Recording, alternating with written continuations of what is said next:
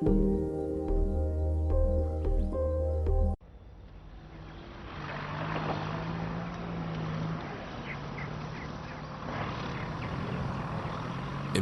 on a new career is always exciting.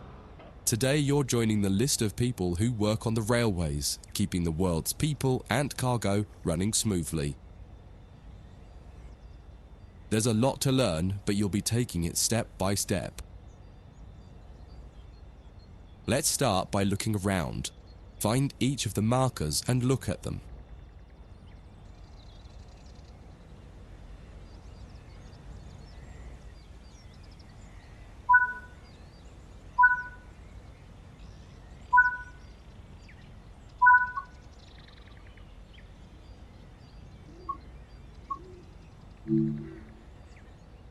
Before you get to the trains, take a quick tour of the facility here and learn the basics of moving around on foot.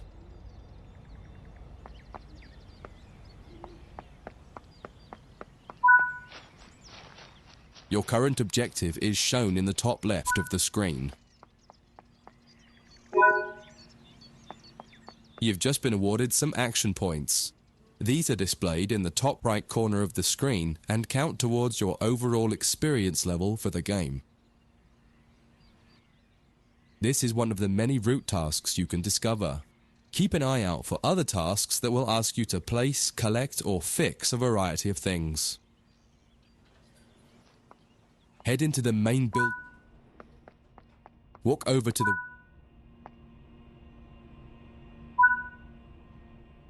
You can pause at any point to review objectives and a lot of other information about what's happening at the moment. Try it now and then return to the game after you've had a look round.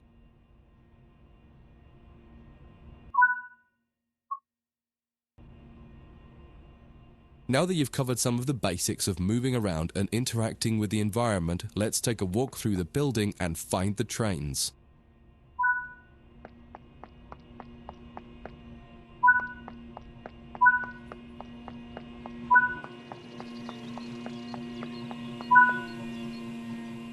This is Central Square. From here you can explore the main training centre depot and surrounding yards. Your journey operating trains is just getting started here at the training centre. Remember, you can always come back here from the main menu to refresh your knowledge if you're unsure about anything.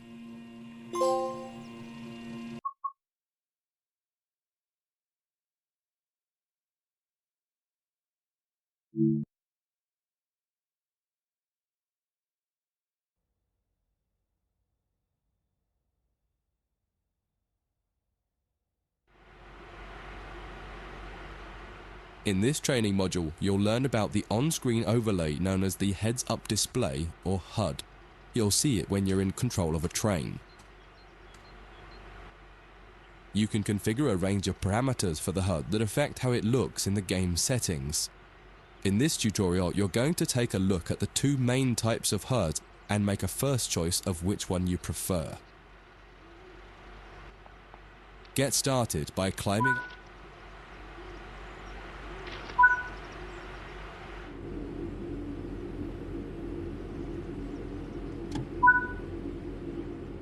Welcome to the most important seat in the train. Before you can start learning how to make the train move, you're going to need to understand what the HUD is telling you. There are three types of HUD. The one you're seeing now is the normal HUD. You'll learn that first, and then take a look at the minimal HUD next. There is also a simple HUD, which is essentially a cut-down version of the normal HUD. The HUD is a guide to show you what the train is doing, how you're doing, and what your next objectives are. You can tune what's shown here using the game settings. The main part of the normal HUD is the speed display in the bottom right. Your current speed is indicated by a white bar that will appear on the outside of the speedometer, and there is a red mark that indicates the maximum permitted speed. This is the direction display. An arrow will indicate the forward, reverse, and neutral directions. A cross, or X, means the reverser is currently either not inserted or in the off position. This is the power display. A number will indicate what position the power or throttle control is in. If the display is white, it refers to power. If the display is yellow, it means powered braking or dynamic braking. If the display is red, then the throttle is currently locked out and you will need to take steps to release the lock before power can be applied. You can learn about troubleshooting elsewhere in Training Center. These are the brake indicators. The exact one shown will vary by train and will often be visible in the train itself on the various gauges. These gauges tell you what is happening in the braking system. The most important one is the BC or brake cylinder. In most trains, when this reads 0, that means the brakes are released. Anything else and the brakes are applied. In the top right is the track monitor. This shows you the line ahead and allows you to see all the signals and speed limit changes that you're approaching. By default, the track monitor shows the signals with their actual red, yellow or green aspect. But when you get more confident, you can hide this information via an option in the game settings. As you accelerate, the track monitor will extend its look-ahead distance so you can see much further ahead at higher speeds. This is all done automatically. Now that you're familiar with the normal HUD, it's time to take a look at the minimal HUD. You can change this via the game settings, but for this tutorial the game will change it automatically. You can see that most of the HUD is now gone. You are left with basic information in the top left corner.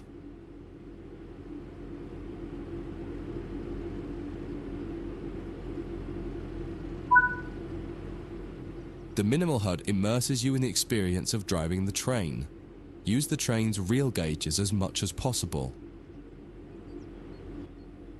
In the top left corner, you will see the information about your next objective and some limited information about what the train's doing, such as your current speed, the speed limit, and the gradient. Use the game settings to add and remove information from the minimal HUD. With less information, you'll find driving more challenging, but also more immersive and rewarding. Experienced players might prefer the minimal HUD, especially when driving from the cab view. The normal HUD is ideal for newcomers or anyone who wants to drive from an external camera. You can switch HUDs in game settings. Do you want to start with the normal HUD or minimal HUD?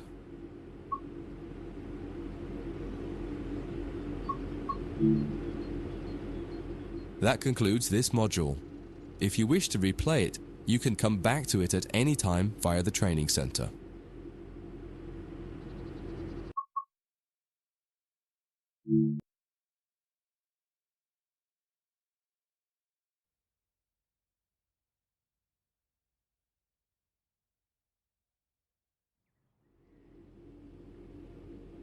In this training module, you're going to learn how to make a train move and then bring it to a stop. For this exercise, you'll be using a British Class 323 electric multiple unit. It's a great train to get started with as the controls are quite straightforward. This module will get you used to the feel of the train and its controls. While many trains have different controls and are operated in different ways, there are basically always 3 controls that are common and are required to move the train. The reverser chooses the direction you're going to move in. It often has 4 positions: off, forward, neutral, and reverse. The brakes are used to slow or stop the train. There are potentially multiple braking systems you can find in different trains, and you can read more about that in other sections of the training center. For now, the Class 323 has a very simple braking system. The throttle controls how fast the train accelerates. In this train, the throttle and brakes are controlled by a combined power and brake handle. Moving the handle in one direction will apply power. The middle position is neutral and does nothing, and then the other range applies the brakes. You will find in some other trains that the throttle and brakes are on separate handles. Before you go any further, set the headlights for daytime running and ensure the tail lights are off.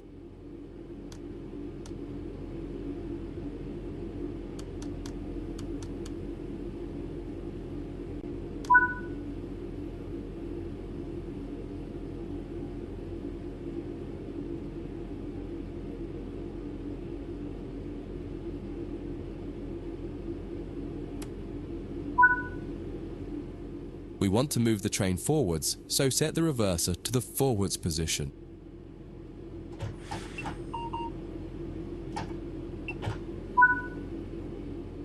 Now pull the combined power and brake handle towards you to release the brakes and apply. In the bottom right and in the center of the speedometer gauge, you can see a little ball. This is the accelerometer and will move up or down to indicate whether you're speeding up or slowing down.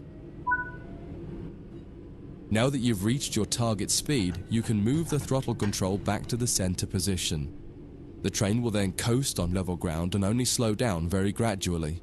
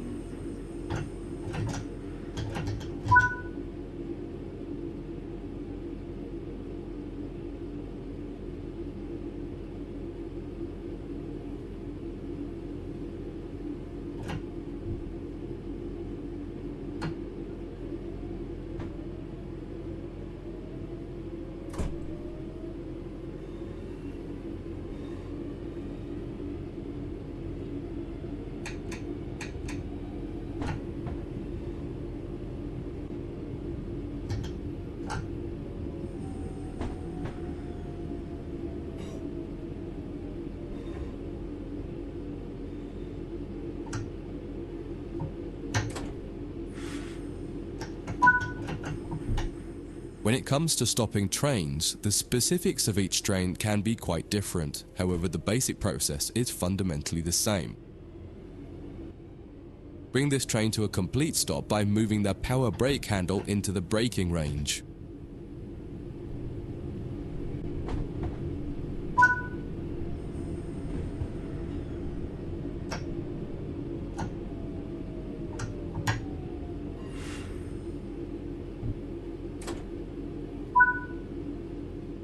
The amount of braking you will need to apply also varies depending on whether you're going uphill or downhill and how heavy your train is. Knowing the right amount to apply will come with practice and experience. Stopping a train is one of the biggest challenges of controlling it, particularly stopping it in the right place. That concludes this module. If you wish to replay it, you can come back to it at any time via the training center.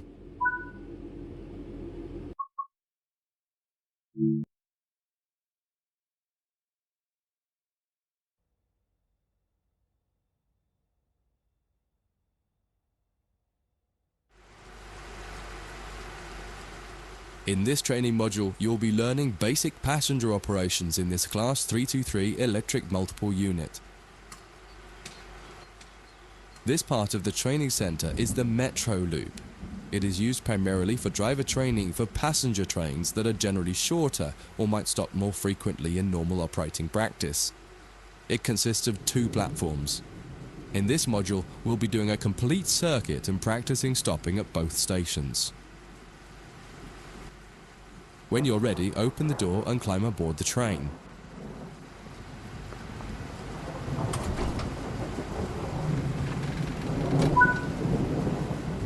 Take a seat in the driver. Always remember to close the driver's door once you get in the cab. Some trains will prevent the... To unlock the control desk, insert the master key and activate it.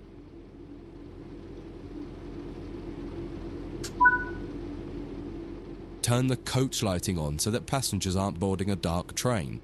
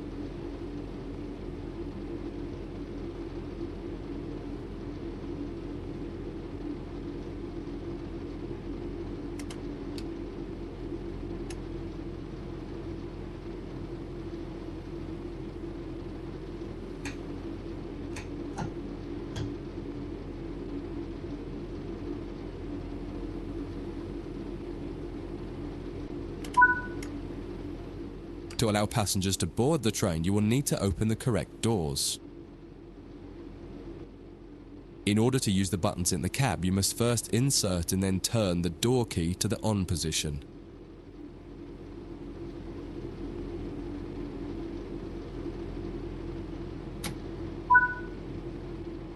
As the platform is on your left, press the open doors left button.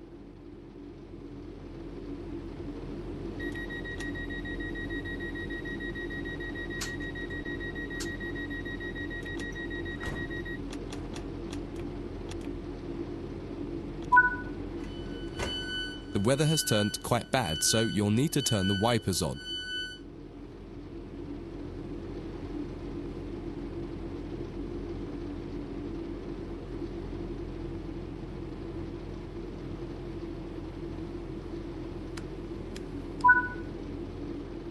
The cab light is currently on. Make sure to turn it off.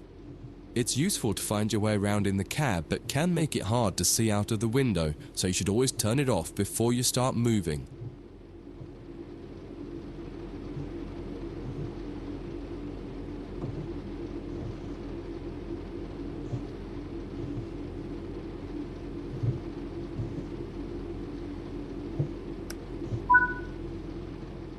Headlights in the UK are used to allow others to see the train rather than being of great use to the driver seeing out. Set the headlights for daytime running and ensure the tail lights are off.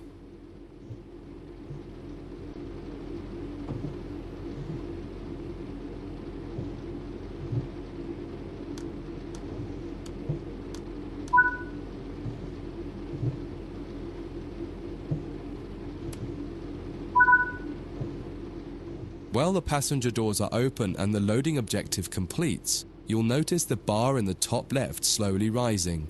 Once it reaches the top, the objective will complete and it will be time to close the doors.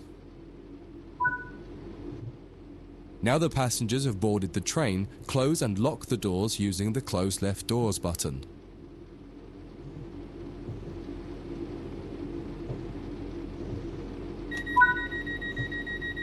Set the reverser to forward.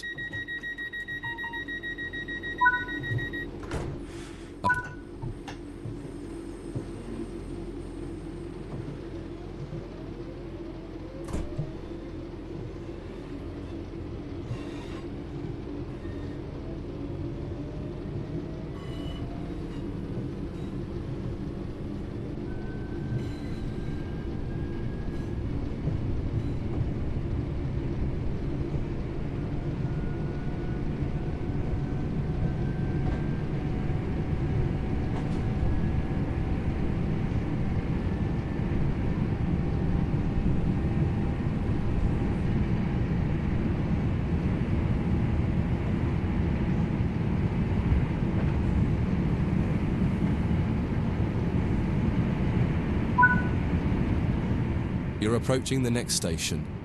Use the power brake handle to apply power so that you come to a gentle stop at the indicated marker on the platform.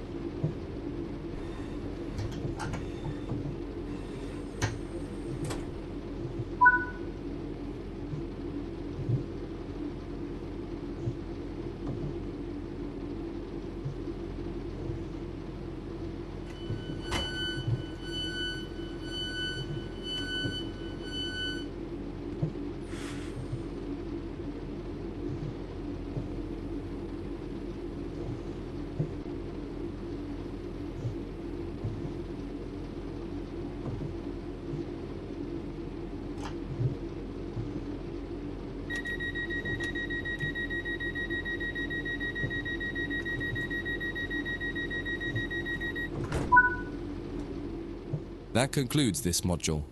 If you wish to replay it, you can come back to it at any time via the training center.